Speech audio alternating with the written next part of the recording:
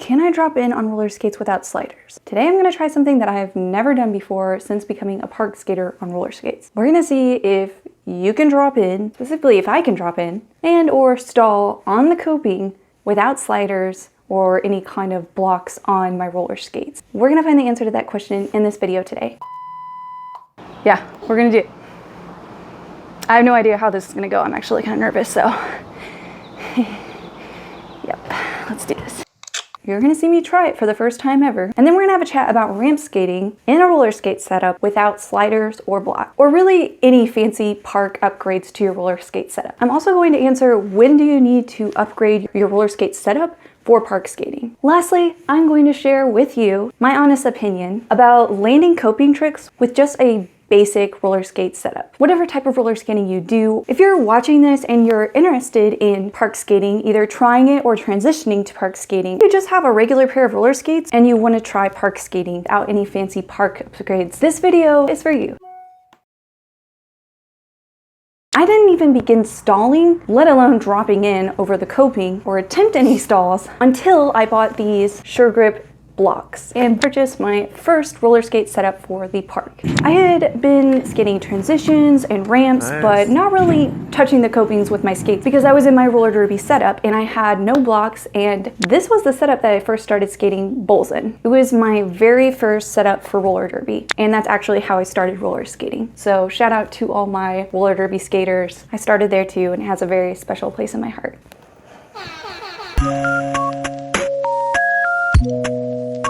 I started off with what I had. This was my very first park skating setup with Moxie Lolly boots, Sure Grip blocks. I picked out what I wanted and a local skate shop put it together for me, and they suggested that I get the Sure Grip blocks. They were definitely more affordable than some of the other options, and now I park skate in my van setup, which I built myself. If you want to know anything else about any of my roller skate setups, I put all of the details down below in the description box. You can check those out there, or even shop my skates by clicking the links that I added there. So be sure you check those out. I spent a lot of time hunting those all down so you can know exactly what I have on all of my setups. I have skated in over 3 different setup types, technically 4 different setups because I also upgraded my roller derby skate.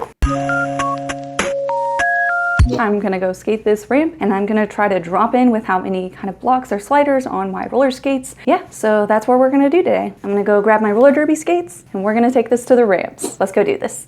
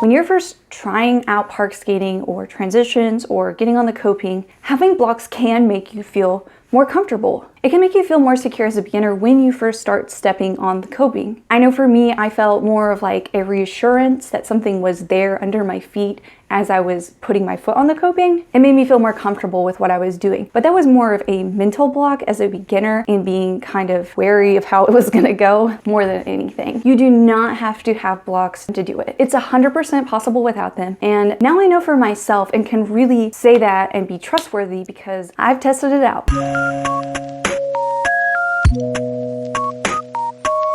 You can totally do it in any kind of setup, so long as that is not a crappy setup to begin with. You don't want to be going on just any skates, like figure skates from the 90s that have terrible parts. Like, get a quality pair of roller skates, but you don't need any special tricked out blocks or sliders or any kind of upgrades to drop in, install on roller skates, and do tricks on the coping.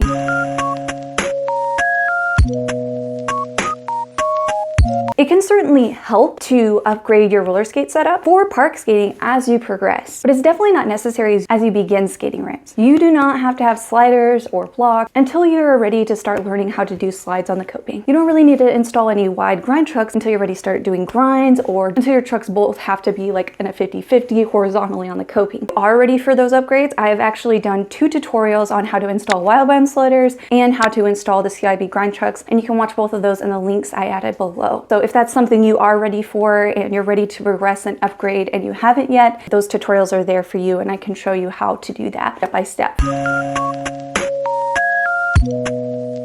When should you upgrade your roller skate setup for park skating? It can get kind of expensive when you're first trying out park skating to go and buy an entire park specific setup with all the fancy add-ons like sliders and special wheels and wide trucks, all that jazz. You may not need all of that when you first start out, especially if you already have a good pair of roller skates and you just want to transition to or try out park skating. You should just upgrade as you go. As you progress, just get what you need and allow yourself the time to adjust to those changes you make to your setup. It doesn't always feel comfortable when you first add on something new or different, but once you've done it enough times, you get comfortable with how it feels and you kind of adjust, and then that is your new normal. Let me know in the comments below what your thoughts and your experiences are with this. Do you use sliders? Do you use blocks? Do you go naked? Have you ever tried dropping in or stalling without any sliders or blocks on your skate? How do you feel skating on the coping without that? Now, just what are your general experiences? I've shared mine with you. Now it's your turn to share yours with me.